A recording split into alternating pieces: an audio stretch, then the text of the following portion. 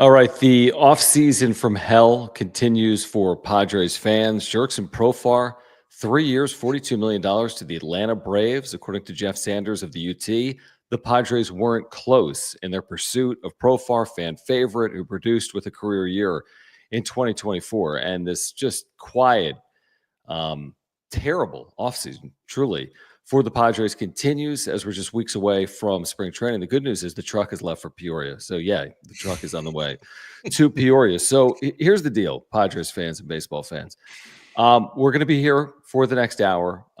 We appreciate your support. We're about 75 subscribers away from 8,000 on the channel. If you wouldn't mind subscribing, if you're here live or on replay, we truly appreciate it. Smash the like button for us. You can follow us on X at John Schaefer, at Jim Russell SD. As you know, we'll get to every single super chat. If you want to support our work, if you want to make sure you see your comment on screen tonight, you can click the $ below the chat box. We'll get to all of your super chats here tonight. If you want to become a member, you can click the join button down below, get custom emojis and badges. It's not overly surprising, but it's very telling, right? It's not overly surprising, but it's telling. And this organization appears to be a shell of what it was just 2 years ago, as they still reportedly, Jim, might be cutting payroll. They have not made any move impacting their major league team all offseason long. And again, the season and spring training just really days away at this point. Well, technically, they have not cut payroll. Their payroll has actually gone up. Right. But reportedly, they desire to cut payroll. Yes, they desire to cut payroll, but technically, their payroll has gone up from last year's with all of the arbitration numbers that, they have. So if you want to go technicality, well, they've raised their payroll. but in turn, they have more holes than they, can count. Yeah, I figured, if this team's going to be a bunch of minor leaguers, might as well, support the Chonklas.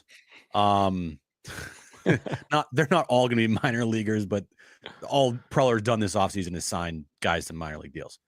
Anyway, I couldn't say this on the radio today because we are bound by FCC violations. But the first thing that I thought of when Jurickson Profar signed with the Braves was, fuck. I mean, that's how I feel. I'm sure a lot of Padres fans feel the same way. The dude was like the heart and soul of this Padres team last year. He had a magical season. He was an all-star. He was in the middle of, how many moments was he in the middle of, John? Like 12. Yeah, dude. Like every big moment, Profar was in the middle of it. And what you have lost today is more than just a guy who was an all-star last year for you. You've lost your edge. You've lost that, guy that's going to be at the front of the line during a fight. You've lost that a little bit of grit. Not all of it, but you've lost a little bit of grit. And I don't know how they're going to replace that. But what you lost today was more than just a player. You lost his presence in and out of that clubhouse, on and off the field. And I think that's what people don't understand. And I see a lot of like overpay or, well, you got a good value from Profar last year. And if you said, hey, $42 million, that's a lot of money, blah, blah, blah. Like, dude, this dude is worth a lot. And you lost that today. And so with that being said, it is a major bummer and it is a huge loss for this team to find a replacement for. You know what they also lost today when I hear you go down that path and you're spot on? You know what I also feel like was lost today? I don't think it's an exaggeration. Like, it's a changing of the guard, man. I didn't want it to be true for the last year. Like, this organization is different. It's flat out different. We all see it. They can say we want to uphold Peter's legacy. Everything has changed. You can't control Peter Seidler not being here. That's no one's fault. Okay. No. So that's not anyone's fault. And listen, nobody was going to be Peter Seidler, including the Seidler bros, including probably his widow. even if the team is sold, who knows what it looks like on the other side. But like that heart and soul of the Padres, the little engine that could, will do everything that we can to win at all costs. We'll spare no expense. That 3-year run under Peter Seidler, and then we know Peter's gone, but I liked to think that like the soul of the franchise was still there in 2024. They won 93 games. AJ Preller just a ton of credit. They were a win away from getting to an LCS for the second time in 3 years. It just feels like that's being ripped away each and every day that passes this offseason. Maybe that's overly dramatic. I'm not saying that they're not going to be a capable team in 2025 and beyond. I'm not saying they can't reach the postseason. I'm just saying the way of things earlier this decade, there's a sharp contrast in what they were doing earlier this decade in terms of spending prowess to what's going on right now. And it's just disheartening, I think. I think a lot of Padres fans were enamored with what Peter was doing with the organization, this idea that winning was more important than anything else. And it just doesn't feel like that right now. Winning responsibly, we want to win, but sustainably. I don't want to hear that, truthfully. And they have a good roster and they have good players on the roster, and they should find a way to win 85 plus games and compete for a playoff spot. It just feels like, and maybe this is stupid for me to say, I mean, Peter Seidler's gone, so of course it's changed. But now it really feels like it's changed. It's not just Jurickson Profar. It's this lawsuit. It's Roki. It's the Dodgers winning the World Series. It's just a confluence of events that feels like the organization is in a drastic change period right now.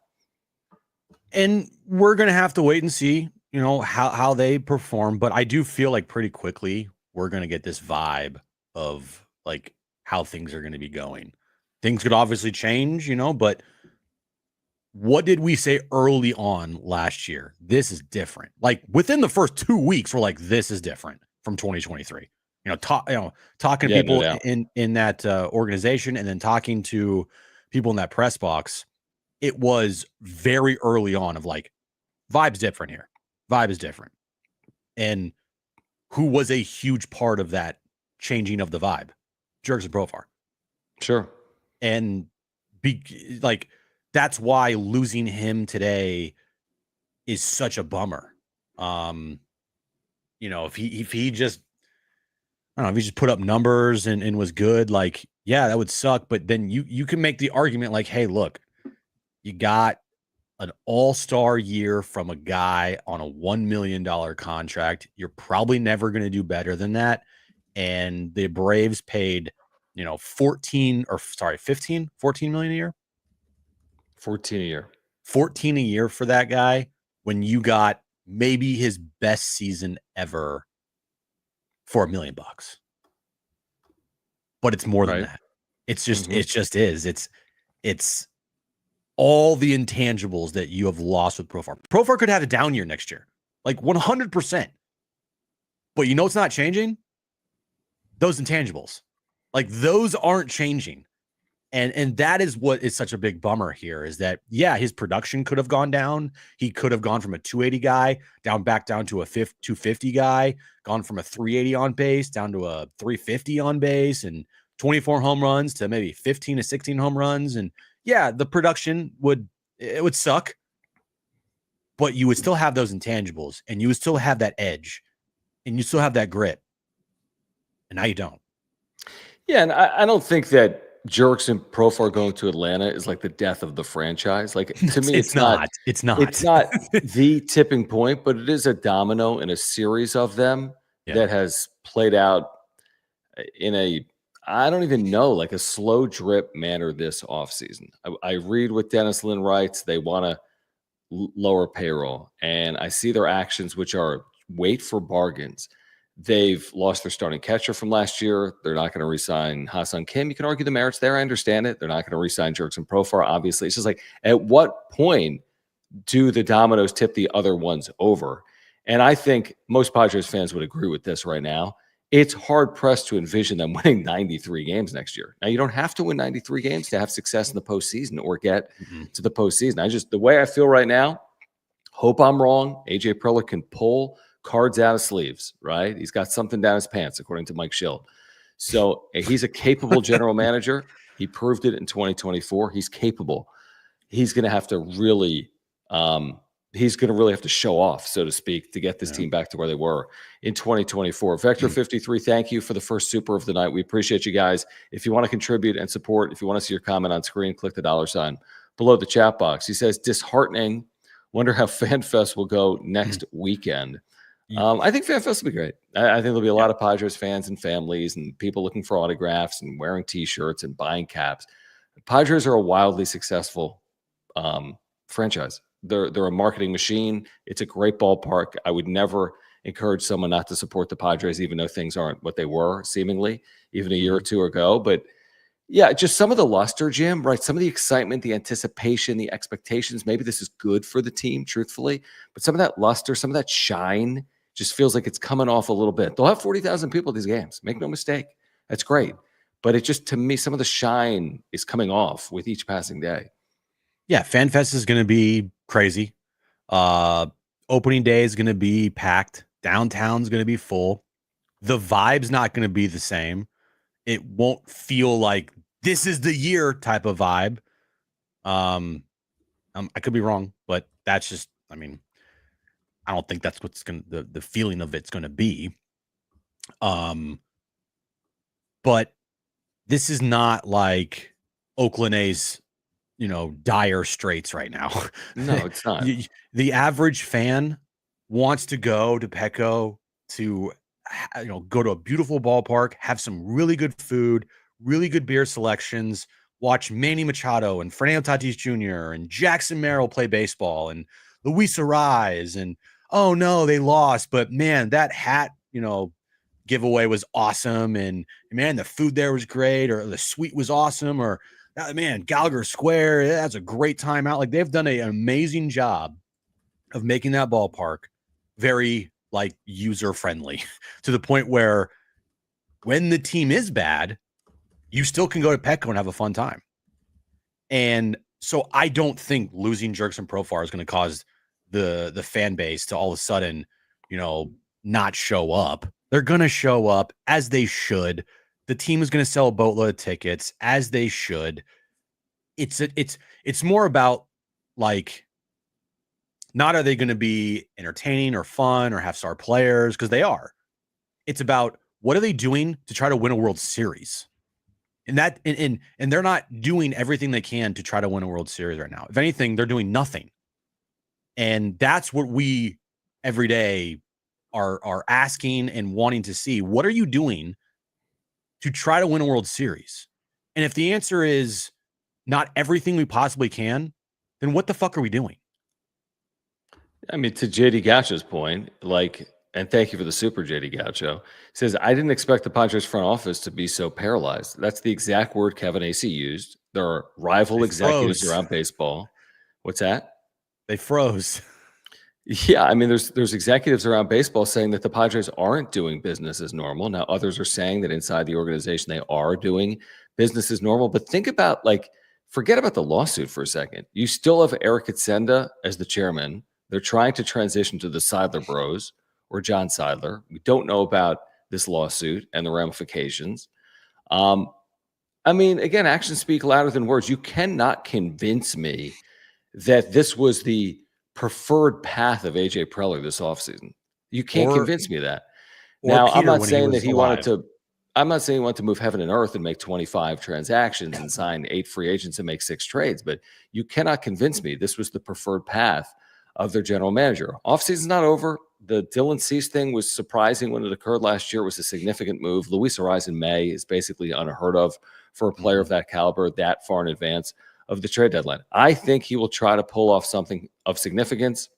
I think a trade is far more likely than a significant free agent signing. The fact that they wouldn't reach for Profar, very reasonable deal, I think is telling. Again, I don't think Jurickson Profar is the end-all, be-all. I don't think it's the difference between a good season and a bad season, but you have to make up for Profar. You potentially have to make up for, we had Dan Zimborski from Fangraphs on today. He said the sophomore slump is real.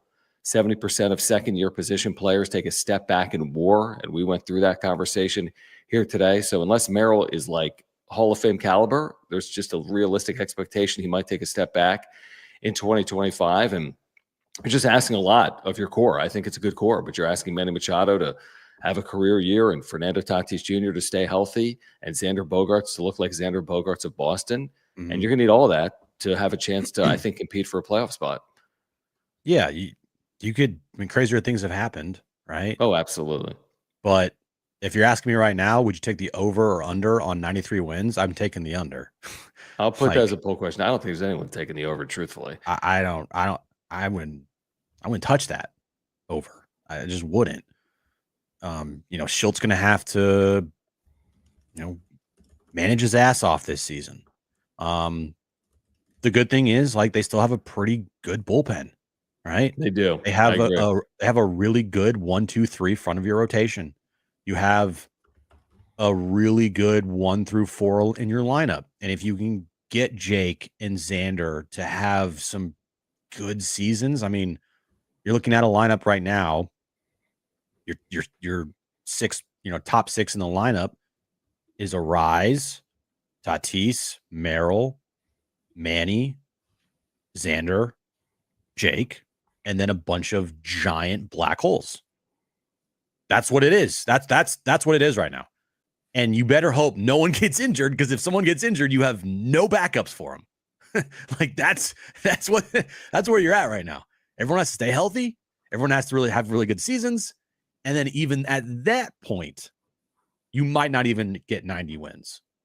So now, opposite side of that is Zimborski still said he hasn't run the full projections yet at Fangraphs, but he projects the Padres to have the second highest win total heading into 2025 in the NL West to the Dodgers. That's higher than Arizona. They added Corbin Burns 2 years ago in the World Series, higher than the Giants, who added, obviously, at shortstop, Willie Adames. So, like, yeah, again, there's like two sides to this: glass half full, glass half empty. I mean, the projections, which are unbiased and don't reside in San Diego, I think are still going to suggest that San Diego's got a chance to finish in second place in this division. Yeah. Hey, look, they absolutely could. And second place could easily mean a postseason appearance. But, back to the main topic at hand, it's like a massive reason why they reached 93 wins last year is because they had this, like, edge to them that we haven't seen. 2022, we saw it, and Profar was a big part of that for sure. But it was like to another level this past season, from like, you slight me, watch this. And he'd go out and have a 2 home run game. Like, oh, you're going to walk the guy in front of me. Boom. I'm going to hit a walk-off 2-run home run. Right. Like, oh, you're going to talk shit to me. I'm going to talk shit back to you. Sure. It was a lot of that. And that's what I loved about the 2024 team, was they didn't take shit from anybody. And Profar was the front of the line of that. And who's going to be at the front of the line this year? Manny Machado? No. Jackson Merrill? Maybe. But he's also, second-year player. Tatis? Okay. I just think that Profar brought something to the table that is going to be really hard to replace. And if the Padres said $14 million a year for 3 seasons, that's not worth it, then I guess so be it. But you also can't tell me there are people in there. You can't tell me that there's not people in that front office that aren't pissed off right now, because I guarantee you there are. Again, I mean, I think it goes back to, it starts with Preller, and I think you and I both agree, and I think a lot of Padres fans feel the same way. There's no way this was the preferred path of the general manager this offseason, and it starts and ends there. I mean, AJ Preller is going to have to be the magician here to make this all come together. Like, this is going to be on Preller. It's not necessarily fair.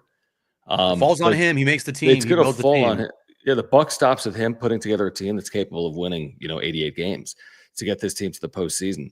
HBBBV, thank you, man, for the super chat. We appreciate you guys. If you're here, please subscribe. We're within 70 subscribers of 8,000 because of you guys. So help us get to 8,000 potentially. 70 subscribers. No, 70. I know. Well, subscribe. If you haven't subscribed, please subscribe, whether you're here live or on replay. All right. He says, need a dog for vibes. Tommy Pham or Alex Verdugo? I mean, we lived through the Pham experiment. He's so old and tired at this point. He's put together some half seasons. He's been on winning teams. He fights people over fantasy football. I'm just I lived through it. You can't go home again unless you're Jurickson Profar for me. I didn't think the Tommy Pham experiment when he was here was a very good one. Alex Verdugo, whatever. It's a low-level signing, I would say at this point. For the Padres, maybe it's of substance because they've done nothing. I don't think either of these players hold a candle to Jurickson Profar, truthfully, what we saw in 2024. Verdugo had a 291 on-base percentage last year. Profar had a 380 on-base percentage. So he's getting on base, one more time per 10 plate appearances. I mean, that's drastic. Yeah. I mean, if you're going to give me 2021 Alex Verdugo, sure, sign me up. Where he hit 289 with a 7.7 OPS and he had a 351 on base. Like, yeah, sure. But nah, the dude, no. I mean, maybe. I mean, look, they got to search the bottom of the barrel, literally, to find players, and hopefully they stick. Right now, the signings have been for the bottom of the barrel for minor league contracts. They haven't signed a major league contract yet. I don't count Wadey as a guy that they're like, yeah, he's gonna be a big part of this team. I know freaking Schultz loves the guy, but give me a break. And he has me blocked on Twitter, so it is. Who's Schultz or Wade? Tyler Wade does. Tyler he has Wade's a lot of Padres. He has a lot of Padres fans blocked on Twitter for some reason. Like, my guy, you didn't do anything last year. Like, stop. Let me check if he's blocked me.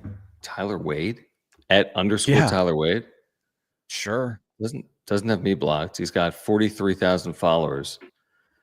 How does he have 43,000 followers? All right, let me get to this from every so often. Thank you for the super chat. Click the $ below the chat box. We'll get to all these supers here tonight. We'll tell you about our title sponsor, Mark Nimitz, in a moment as well. He says, do we know what the Seidler Bros look like? I mean, they're on the internet. Like, Jim has posted their photo, I think, on like YouTube streams for John and Jim or the wrap-up show, like on the like thumbnail graphic. So that's all I know. I would not be able to spot John Seidler out at 7-Eleven on Arrow Drive where we work. I would have no idea. But I think you've put like they exist, right? There's actual photos of these brothers. I've seen what Matt Seidler looks like. I've seen what Bob Seidler looks like. I have no idea what John Seidler looks like because he's not a part of the Seidler equity firm, right? Is that what it is? I don't know. Yes, Seidler Private Equity or something. Yeah, he's not a part of that, so his picture is not on their official website. Okay. But Matt and Bob are. John is not. So I have no idea what John looks like whatsoever. Now, they all do look similar. Like, you could tell they're related. But I couldn't pick John out of a crowd of two people. Like, it just right. I don't know. And I saw this comment on social media, and I think I know everyone's pissed. Look, we're not happy either. We want to cover a team that goes to a World Series. Like, we want to cover a baseball team that is having a parade down Market Street. But to have the take of like the Seidler Bros are worse than Dean Spanos is what I saw tonight. That's a little strong. Guys, Dean is the worst by a mile. He fucking moved the Chargers out of San Diego. Now, I know that Sheil is alleging, who knows, maybe the brothers moved the Padres out of San Diego, right? And I understand how that hits a chord with a lot of people, including myself. Like, you don't bring up relocation with a sports franchise here in San Diego, ever. Right, but they denied that within 24 hours of the claim. Correct. And so I'll just say, like, Dean's never going to be topped in this town. It's just not going to happen unless someone does move the Padres. But let's take a step back. Yeah, right now it's not great, and there are a lot of fans upset, and rightfully so.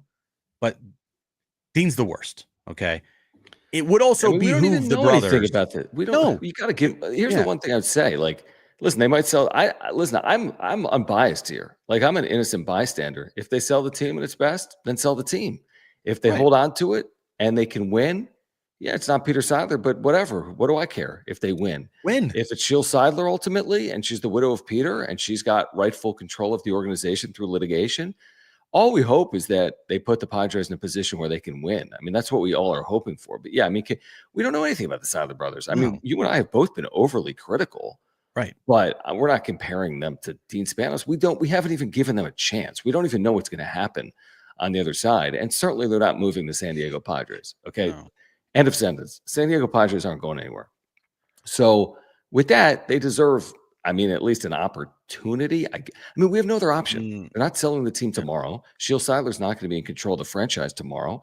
The chairman of the Padres come 2 months from now. It's going to be John Seidler. So what are you going to do? What are you going to do? I have an idea. Here's an idea that they could do literally tomorrow. Speak publicly. Like, they don't do that. It's not that fucking hard. You know, you have a fan base here, and you can't tell me that they are not seeing what's going on. They have a fan base right now that is, how do I put this easily? Pissed the fuck off. And coming off of a 93-win year that you just, at one point, were a World Series favorite. You lost to your rival. You saw them go win a World Series. Then, in turn, you saw them in the offseason get every top free agent imaginable. You haven't spent any money. Peter's widow has sued you. You only have responded and spoke publicly because of that lawsuit in response to it. Wouldn't it be like, I don't know, good to speak about the team? And also, when you speak about the team, I don't want to hear this shit anymore about Peter Seidler's legacy, how you're trying to uphold that, because you're not. If you're going to use those words, then you better act and you better do things that Peter would have done, because that is upholding someone's legacy, is doing what that person would have done, and you're not doing that. Yeah, well, again, I mean, the truth is, like, and I'm with you, and I understand the criticism, and I get it. People are pissed off. They're not even in control yet. Like, right. Eric Consent is still the chairman. I get it. I don't think they're all of a sudden, the day they get control of the franchise, trading for Francisco Lindor and signing Pete Alonso. But, what I would say, even with people being pissed off, and that includes myself, and I probably already have an opinion on them in ownership. But I mean, what's fair is fair. I mean, they probably deserve an opportunity to see if they can run this organization successfully or not. Let's get to some of these super chats. Andrew PA, thank you, man. He says, bless the 7% who voted for the over. No chance in hell. I mean, let's be honest. If I had $1,000 right now and I had to place it on over 93 wins, I would likely be out $1,000. I mean, Correct. They're going to win 94 games. They just had the best second half in the history of the franchise. Are they really winning 94 games in 2025? And again, like you said, we want to see them win. We talk about this every single day on the radio. We talk about it every single night during the season on the wrap-up show. I don't want to see them go 62-100. By the way, they're not going to. They're not. They're going to be good. No. They're not going to be bad. If nothing else, they should be competitive. Yes, that's the word. But 94 plus wins is a lot. Albert, thank you. And thank you for the appropriate super chat. He says, F the Dodgers. We appreciate it. Let me get to a few more here that are rolling in. This is very generous. Longtime supporter, generous supporter of the wrap-up show. Thank you. Can we get some clap emojis for Where You At Productions? He says, so much for this organization's motto for wanting to sign players who want to be here. This sucks. Profar was one of my favorite players. He was the soul of the team. It's hard to replace that and his production. This sucks. That's an awesome super chat. Yeah, Profar seemingly has wanted to be here, and he probably would be here if they had $40 million for him, but they clearly don't. They clearly don't have that money. No, and that's a direct quote from AJ after Roki Sasaki went to the Dodgers. Yeah, like, we want players who want to be here. Profar absolutely wanted to be here. You drop a 3-year, $42 million contract in front of Jurickson Profar, he's signing with the Padres. Like, that's my guess. And it does suck because Profar was a lot of people's favorite player.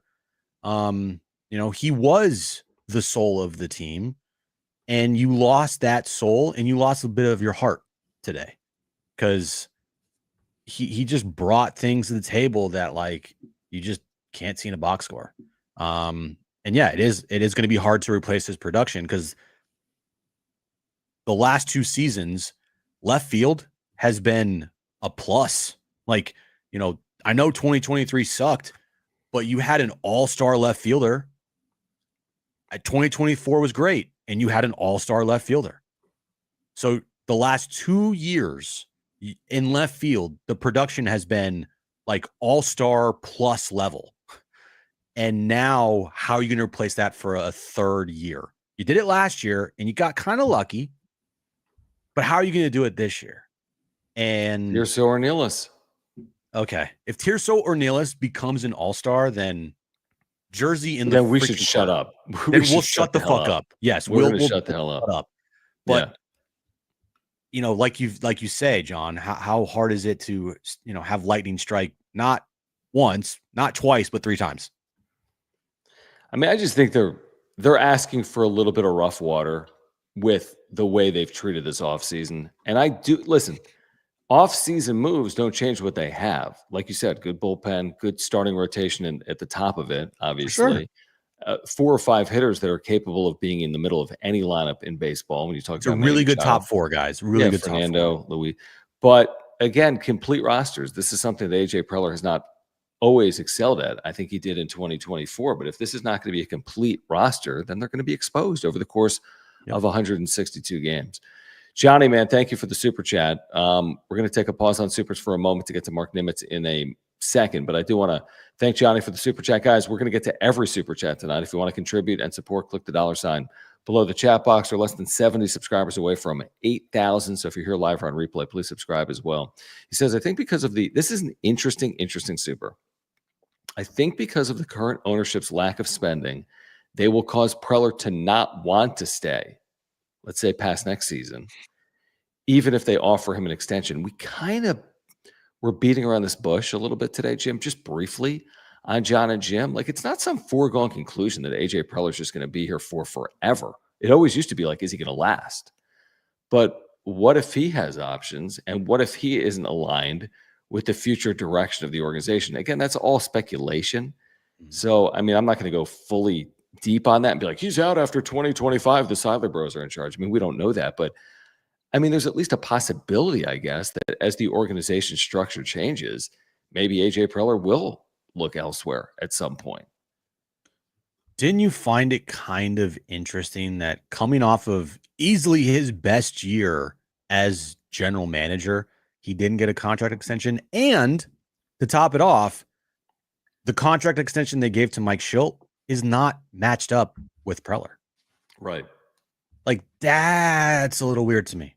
I'm not trying to, like, you know, play conspiracy theorists here, but it's just weird. Like, you've given him a contract. Now, this is when Peter was here, but the organization has gave Preller a contract extension, I believe, after 2022, if I'm not mistaken, correct? Yeah, after they went to the LCS, yes. Right. And this year you had the best regular season since 98, and you don't get another extension to line up with Schilt. So I find that to be weird.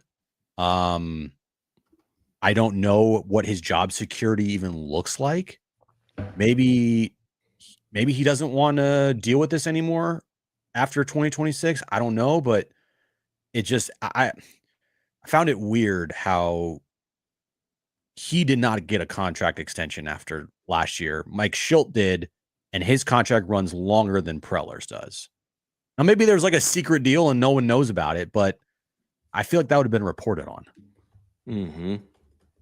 So it's weird. No, I think we would know. I think out of Kevin Acee, Dennis Lynn, AJ Cassavell, why is it a secret? Why is it, you know, I mean, to your point, like no need to like report it. Like, who cares? I don't know. I mean, maybe we find out the first day. Listen, we're going to hear from someone the first day of spring training, and that might be the last time we hear from anyone for one full year, because that's what happened last year with Eric Edsenda. We're going to get back to the chat. Please subscribe. You're on content for baseball and Padres fans.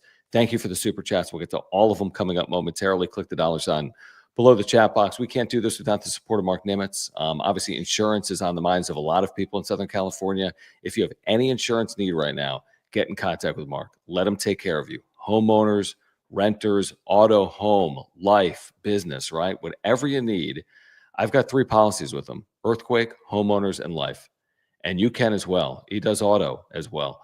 But I had to file a claim a couple of years ago. We had a flood in here, of all things. Now it doesn't even rain. But he's going to take care of you. I mean, he saves us so much time and money. He's a great insurance agent. He's a San Diegan. He's a lifelong Padres fan. And he's just a great insurance agent. You can take it from us. Anytime you need him, he's there. I've called on Mark a million times. He's been on flights to Hawaii. He emails me back immediately. I needed a driver's license number when I lost my driver's license. He had it for me immediately. So if you're looking for a great insurance agent that supports this channel and is in Southern California, if you have any need, let Mark Nimitz at Farmers Insurance take care of you. Click that link in the description down below. Yeah, all this information is in that ticker right there, mnimitz at farmersagent.com. We know Mark is watching right now, probably in the chat. So when you reach out to Mark, let him know that John and Jim from the Wrap Up Show sent you. Appreciate you, Mark. Appreciate everyone that is here. Let's get back to some of these supers. Please subscribe.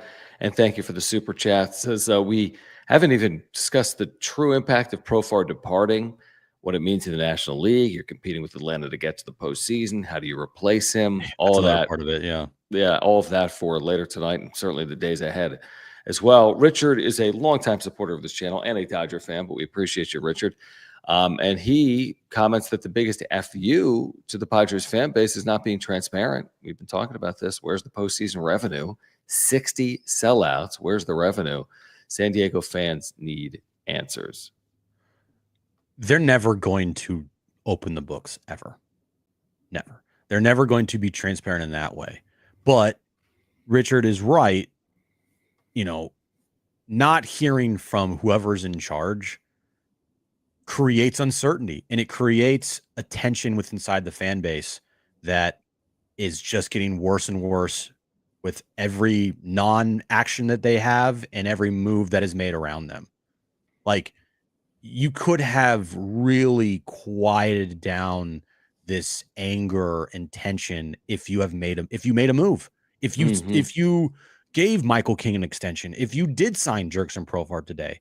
The Roki thing, that wasn't up to them, but if they landed Roki somehow, that would have quieted a lot of things down. But they haven't, and I don't think they will. And hell, their next move might be trading Dylan Cease. You think that's going to calm things down? Like, hey, we cut payroll, but and we got Christian Vasquez, and we got a couple nice prospects, and yada yada yada. Like, that's not going to help anything. Well, and also, like, I read yesterday, I got a little excited. I'm like, Christian Vasquez, but it was like the Mike Clevenger tweet. Hey, we've signed Mike Clevenger. He's out for 2 years with Tommy John. Hey, they're interested in Christian Vasquez. I'm like, all right, slight upgrade there. Veteran catcher that's had some good seasons, good defensively as well. Oh, by the way, part of the Vasquez deal would be moving Dylan Cease. I'm like, I don't want to fucking do that. That's the dumbest thing I've ever heard in my life. Well, but there'd be prospects. We had Dan Zimborski from Fangraphs on, who all he does is crunch the numbers. He's not worried about anything else. He's not worried about what the fans think or what you and I think. He said trading Dylan Cease in the short term is not going to be a win. There could be productivity on the other side if you get the right players back, but you're now talking about 2026 and beyond. No one here that is watching tonight on this January 23rd is worried about 2026 right now. Now, I get it. 2026 has value. It's relevant. It's not that far away. But I'm worried about 2025 because Manny Machado in 2026, right? Like, I'm worried about Manny Machado in 2025. Like, he's here to win now. Same thing with Xander. Same thing with you, Darvish. And you get the point. Yeah. So, like, okay, if you're going to move Dylan Cease, they moved Juan Soto. I didn't love it. They got better. Credit to AJ Preller. If you're going to move Dylan Cease, I need to know that I'm getting more than just Christian Vasquez at the big league level in 2025. If they're a bad team, I'm all for it. Like, go ahead. Yes, that is probably, to me, would be number one priority. Get as much as you possibly can back. They're not a bad team. They were on the doorstep, it felt like, of a World Series if they got past the Dodgers. And you still have a really good core. I mean, they're going to polish this thing up as much as they can going into this year. You watch.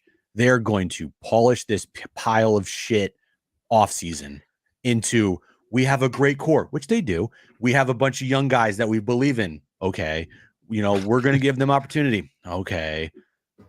Like, that's what's going to happen. And it's not, I don't know if it's good enough. Yeah, again, it's like two things can be true. You can have a bad offseason but still have a good team, or you can have a good offseason and have not a great team. The Padres are like living proof of all of that. Winning Right, off they've done it all. seasons, losing seasons. Like AJ Preller is like the spitting image of like I win an off season but lose the year, or I lose an off season but win a year. They have been an up and down, the true definition of an up and down franchise under AJ Preller. Look at the odd and even years since 2019. 2019, ridiculously terrible finish in Machado's first year. 2020, hey, look at us. We're relevant in COVID. 21, what a joke. Machado with Tatis in the dugout in St. Louis. What a horrific finish. 2022, they're in the NLCS. 2023, are you kidding? With Juan Soto, they go 82 and 80 and are out of it in September and would have been 10 games under 500 if not for September. 2024, 93 wins, competing legitimately for the division, leading a series against the Dodgers at home for game 4. I have no clue, nor does anyone really, what 2025 is going to bring. Padres Burner, thank you for the $2.69 super. We appreciate you. He says Seidler / Scheel own 45% of the team. The owner of the Mexico City club, Hilu, has 15%, according to the super chat. Who are the other owners? Who knows, man? There's minority owners. The controlling ownership right now is the trust. It's the Seidler Bros. Okay, so I don't know if they've 10% or 45%. I know it's more than any other person's percentages. So they have the controlling ownership, the Seidler Bros and the trust. Yeah. So to me, that's what matters. There's definitely minority owners. There's absolutely people we've never been made aware of, Jim. It could be someone with 1% of the organization. We have no clue who that is. But I know this. The Seidler Trust controls the Padres today. Correct. And John is about to be voted in as the control person of this franchise come either beginning of February or middle of February, sometime in February.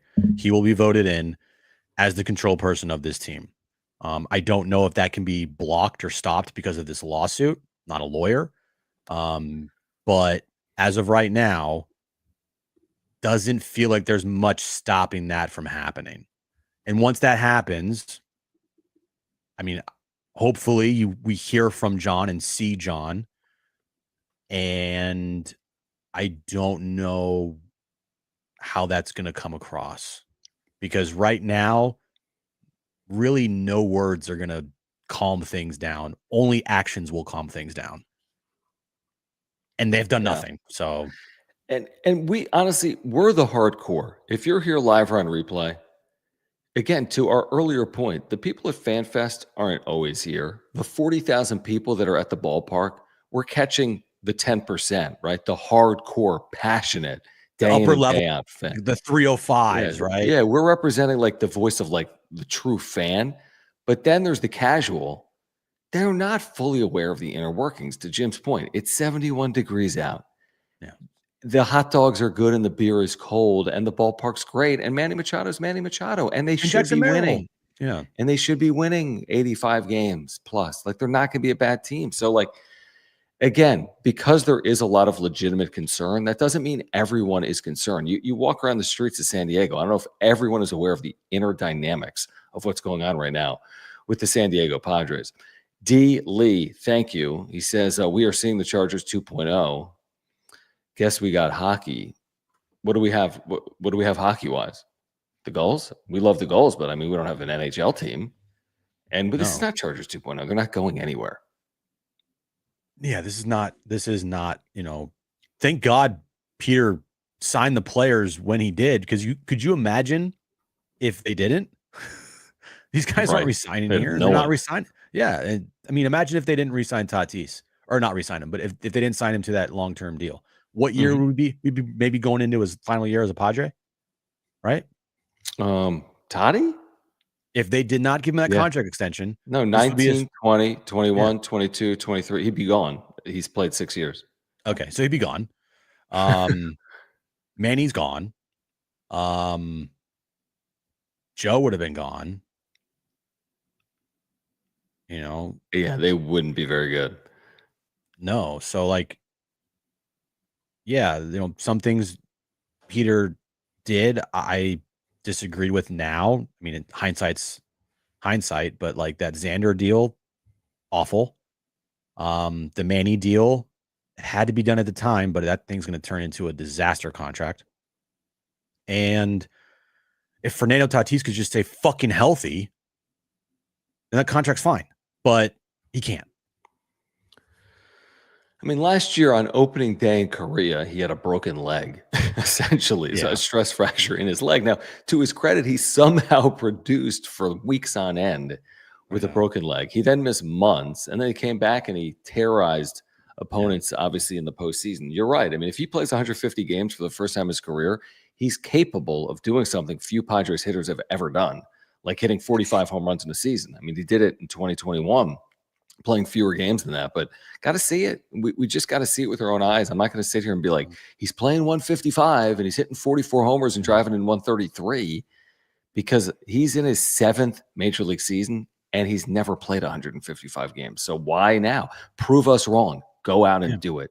Play every day, produce all season, be a leader, show that you fully turn the page from everything that transpired when you were a younger player, which, by the way, I think he's done a nice job of doing to this point, but point everything in the right direction, put winning above all else, carry the team. Fernando Tatis Jr., if I would have told you in 2019 and 2025, what is Fernando Tatis Jr., a lot of people would have said he's a star of stars that is carrying teams. He's a winner. He's going to produce.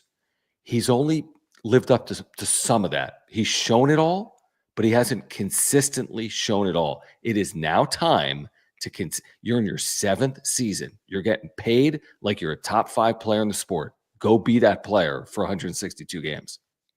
Yeah, same with Xander. Like, show up, bro. You know, I think you are a great clubhouse guy. I love hearing you speak. You're very accountable, right? But if you're not going to produce, you just are you're just a bad contract walking. And that's all you're going to be remembered for here in San Diego, is that awful contract if you don't start producing.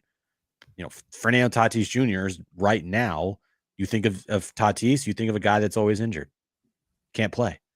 You know, Manny's the only really guy that's posting. Oh, yeah. And living up to that deal. That's it. But with the loss of Profar now, like, think about this, John. Last year, they had an outfield of all-stars. Left field, center field, right field. All of them were all-stars. And if Jackson takes a step back, which there's a high likelihood that could happen. Hope it doesn't, but there's a high likelihood that could happen, whether it be a little step back or a giant step back, whatever. You're going to need to have Tatis step up and just have a 2021 type season. And if that doesn't happen, then you're going to have a dude in right who's injured and can't live up to his potential. You have a dude in center who is still very young, but also very talented. And if he gets better, then, his contract number is only going to go up. And you have a Grand Canyon size crater in left now. All right, let's get back to this conversation a moment. Yeah, because there's a lot there. Guys, Mova Globes, all right?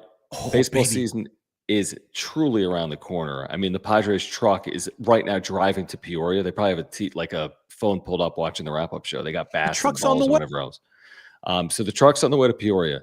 Pick up a Mova Globe. Great company, San Diego-based. This technology, where these globes spin automatically with artificial or natural light, was invented in Cardiff by the Sea, North County here in San Diego. These are officially licensed. They have all 30 major league teams. And for our viewers and listeners on the podcast, take 10% off with promo code PWS10. Click the link in the description down below. Padres fan, Red Sox fan, Astros fan, Dodgers fan, whatever you are, Mariners fan, who cares? It could be for you, your brother-in-law, your sister, your dad. Pick them up. Great products, super cool company, no cords, no wires, great keepsake, desk item, birthday gift. These are great for the baseball fan in your life. To kick off 2025, use promo code PWS10. That's PWS10. Click that link in the description down below. Yeah, cheer yourself up. Get a Mova Globe. That's right. That is the best way to cheer up the depression which is going on right now with Padres fans is buy a Padres Mobile Globe and use our promo code in the description below. Get one today. And if you're not a Padres fan and you're just watching us because you love baseball, that's great as well. They have every single team as a Mobile Globe, so you can pick up your favorite team's Mobile Globe today. Use our promo code down in the description below. I don't know. I have been kind of like, it's kind of like Debbie. I cover this like Jim. I mean, we live this every day, and it's like it kind of is depressing. Now it's only an off season. They haven't lost anything. They have the same record as the Dodgers starting the year. You know, they haven't lost anything, but they haven't seemingly gained anything. And it's frustrating. We were sitting there, game 4 of the frickin' NLDS, with hopes and dreams in front of us, and I just feel like a lot of it has been dashed. Maybe that's more the fan in me. I don't know if it's truthful or not. Maybe Mike Schilt and AJ Preller and this team put together a very comparable year and challenge again and get to the postseason and are in a great series with LA. I don't know. It's just covering each and every day. It just feels like they're staying the same as falling behind, and they are certainly staying the same at best. At best, they are staying the same, but truthfully, they're falling behind. And we've gotten this a little bit like, guys, just be grateful. Could you like remember back in the like Morad days and John Moore's, like this team payroll was like $40 million. We would imagine back then if I said the Padres payroll was $190 million and we're complaining about this team, blah, blah, blah, blah.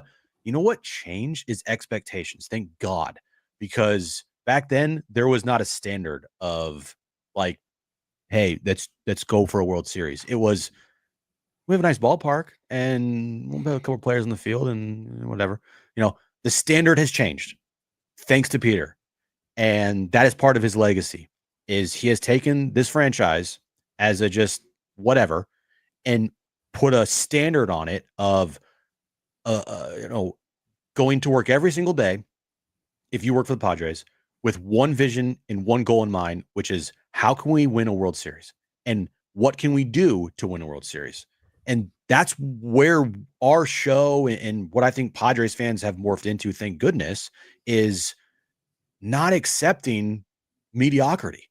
Like, this is now a franchise that is singular goal is to win a World Series, and they have huge contracts to prove that, at least like for their vision, right? You don't have the Rockies with like 3 $250 million contracts on there, and you just don't. Padres do, and that means that they expect to win. So going forward, if we're a little upset, sorry, but there's expectations here now, and they got to be upheld. So accountability is a big thing. Okay. Yeah, I'm good. Kristen just I have, what's it called that helps you sleep? You know what I mean? The no. What's it called? The melatonin? What is it? No. What'd you say? Melatonin? Melatonin. Yeah, I have melatonin, I was gonna say. Oh, no, I'm taking this. Okay. How to take a 25 milligram gummy? Yeah, and like die. No, she would pass out so hard. I mean, it's a little intense, dude. 25 grams. Relax. No. She would not wait. Like, she would be waking up like a day from now. It feels so good though. You know what I was gonna say?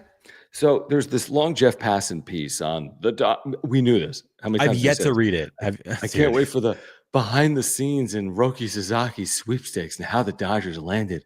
And his big takeaway was, it wasn't about Sasaki, but it was about all the Dodgers spending prowess over the last like 13 months. The Otanis, the Snells, whatever else, Teoscar Hernandez, whatever, Yamamoto, right? Yada, yada.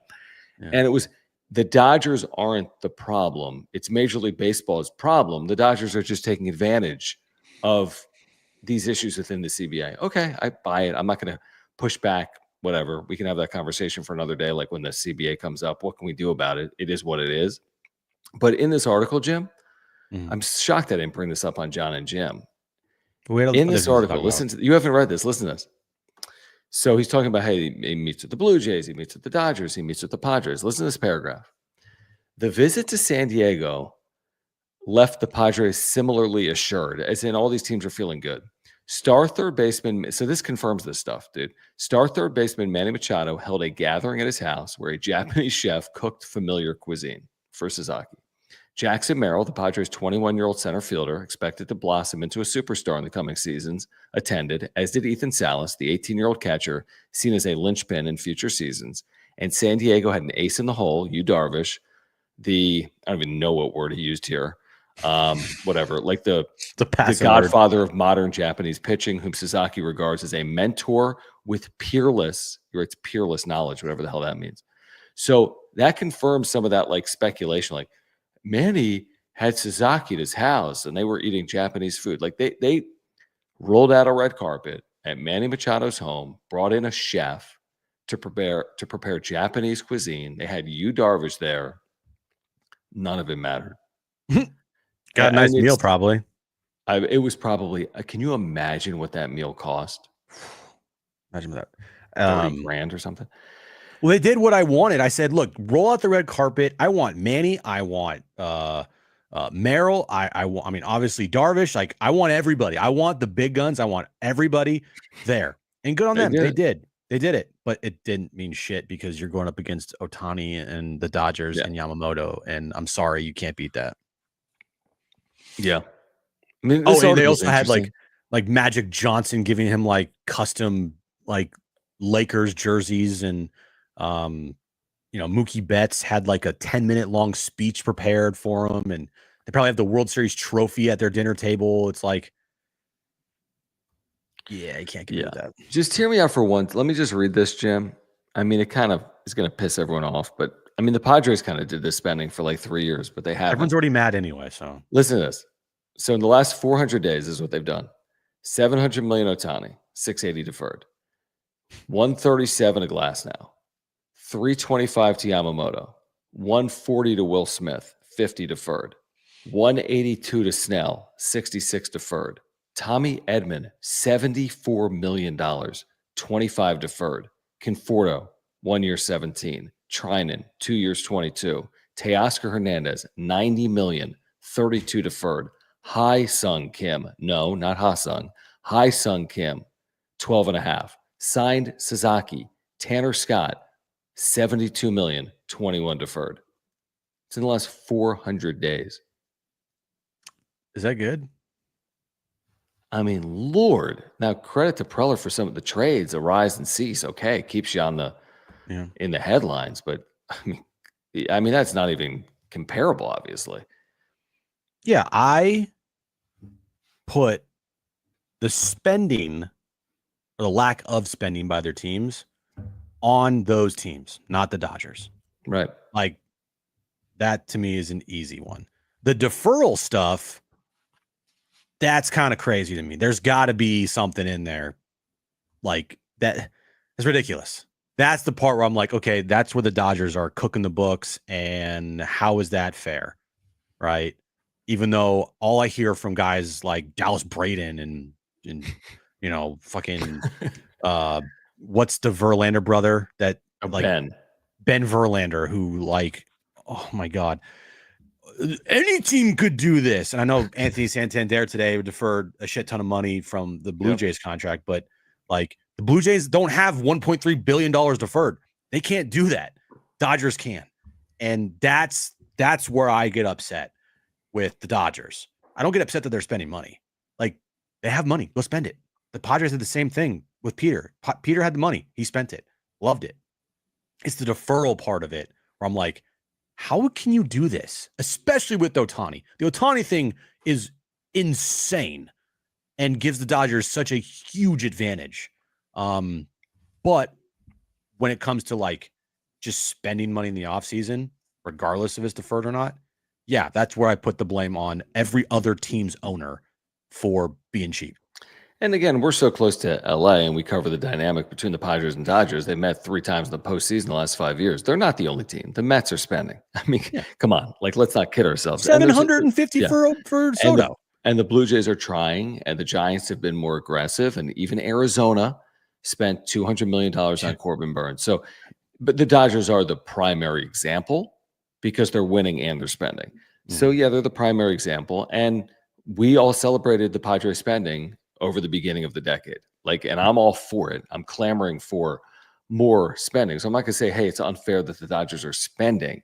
Right. But I do think there's some of it where it's like they already have advantages and they have further advantages with some of these extreme deferrals. I mean, the Ohtani deferral, like, let's not kid ourselves, even if you're a Dodger fan, the 680 deferral and then the AAV numbers 46, not 70. Like, we're playing games here. Yeah. Like, and maybe they're playing chess, you know? And Maybe. again, is it within the rules of the CBA? Sure. I'm not saying that they're doing something that's not within the rules of the CBA, but I mean, again, you have advantages being in Los Angeles with that ownership group. Do you need to take advantage of the advantages you already have to continue to run circles around baseball? And by the way, I'm not saying going into the year, like, let me make this clear.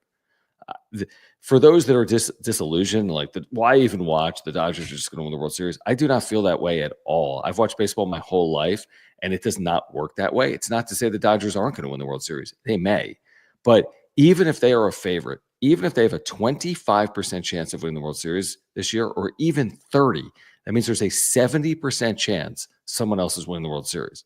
So there's an overwhelming chance that someone other than LA wins the World Series, even if they're the predominant favorite heading in, as a 25% chance or 30% chance of winning back-to-back World Series. So that's just, I see a lot of that too, of like, I'm not watching baseball anymore. Okay, yeah. Yeah, you're going to watch baseball, and we're all going to watch baseball, and I'm going to love it because I love baseball, and it's not going to stop me from watching the game. Like, imagine thinking to yourself if, like, opening day rolls around, Padres against the Braves. You're like, I'm not watching the Padres game because the Dodgers, like, they're not playing the Dodgers. Like, what? They play the Dodgers 12 times, and you're playing for a wild card spot. And, that's something we didn't really hit on, is like Profar going to the Braves doubly sucks because he goes to a team that you're directly going to be competing with for a wild card spot potentially this year. Mm-hmm. And Juan Soto's gone to the Mets, another team you were probably going to compete with for a playoff spot potentially. Phillies are there. Right. You're going to have to compete with them. The Diamondbacks have Corbin Burns. You're going to have to compete with them. Giants, I don't know, but still, they can be feisty. You got to compete with them. Like, I'd much rather have seen Profar, if he was going to sign here, go somewhere, like, go to the Blue Jays. I'd much rather have seen Soto go to, the Yankees, back to the Yankees. Right. Those two moves, you're like, and Corbin Burns as well. You're like, well, that makes the National League that much better, and the Padres not doing anything makes it even more shitty. No, it's a fair point. We do want to remind our viewers that are here right now live or on replay that conference championship weekend is this weekend in the NFL, and baseball's coming just weeks away from spring training games. Underdog Fantasy is the best and easiest place to play fantasy sports. And listen to this. If you use promo code PODSWRAP, PADSWRAP, for our viewers and listeners, you're going to get a 50% deposit match up to $1,000. Their best offer ever. Plus a free gimme first pick. What's a free gimme first pick? I'll give you an example. Patrick Mahomes higher than a half passing yard. You should feel good about it. He'll likely throw for 1 yard against the Bills this weekend at home. So they're giving you one. You just need to hit on 2 picks to win. You can win up to 1,000 times your money in a single night. NFL, Major League Baseball, obviously coming this spring, NBA, NHL, whatever your sport is, college basketball, shoot. Underdog Fantasy couldn't be easier, couldn't be simpler. You can win huge money. We have. Make sure to use promo code PODSWRAP, PADSWRAP. Click the link in the description down below. Get a 50% deposit match plus a free gimme first pick. Take advantage this weekend. Conference championship weekend is here. We're just hours away from deciding who's in the Super Bowl. Chiefs, Eagles, once again. It's hard to bet against the Chiefs. And that's our NFL talk on the wrap-up show. Scan the QR code that's on the screen over Jim's head, or click the link in the description down below. Use promo code PODSWRAP, that's PADSWRAP. Get a 50% deposit match plus a free gimme pick at Underdog Fantasy, the best and easiest place to play fantasy sports. Tomorrow might be the big movement day from the. Is tomorrow moving day? I don't know. Remember what I said last week? I'm like, there's going to be I feel like there's going to be a domino of moves after the Sasaki signing. And look, hey, if they sign, Profar, and they give King an extension, and they make a trade for like a pitcher or a catcher, I'll take that. Yeah. Nope. Hasn't happened. Nope. I mean, they're most likely going to go to arbitration with Michael King unless something happens, and that's going to suck and be awful look for the franchise. Not Preller, but the front off or the ownership group fighting over a $1.5 million. Losing Profar to a very fair deal that Peter would have made, and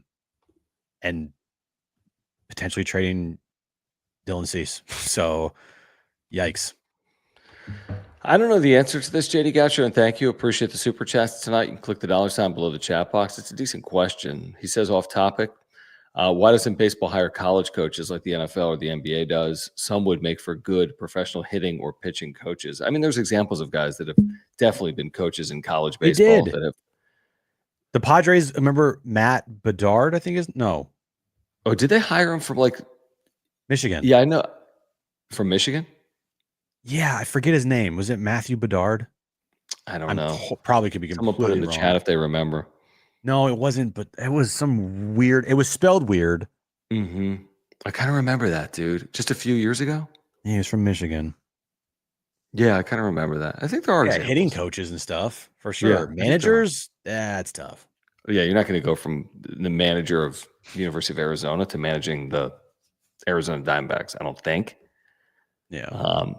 Yeah, it's an interesting question. But yeah, it does happen. You're right. In the NFL, it does happen in the NBA. But yeah, it doesn't happen as much in Major League Baseball. All right, Jim, why don't we do this again tomorrow on the radio from 2 to 6? Okay. Is that a good idea? All right, guys. We pulled within 64 subscribers live of 8,000 with your help on replay. Please subscribe. You're on content for Padres and baseball fans. We're talking about throughout the highs and lows of a season. Good times, bad times, in season, out of season. Please subscribe to the Wrap-Up Show. We've been with you for the better part of 4 years on YouTube, for the better part of 5+ seasons on radio and YouTube on the Wrap-Up Show. So subscribe. You're on content for baseball and Padres fans. Smash the like button for us. That helps with the algorithm. Follow us on X, at John Schaefer, at Jim Russell SD. Like Miss Do It All says, subscribe. If you're here on replay, thank you for the super thanks. If you're here, we appreciate the memberships as well. You can click that join button down below. We will see you tomorrow on the radio. San Diego Sports 760, iHeartRadio app. We're on YouTube. Search for John and Jim 760, 2 to 6, talking about the latest and greatest related to the San Diego Padres. All right, for Jim, I'm John. This has been the Wrap-Up Show. We'll catch up tomorrow at 2 p.m. Peace. Bye-bye.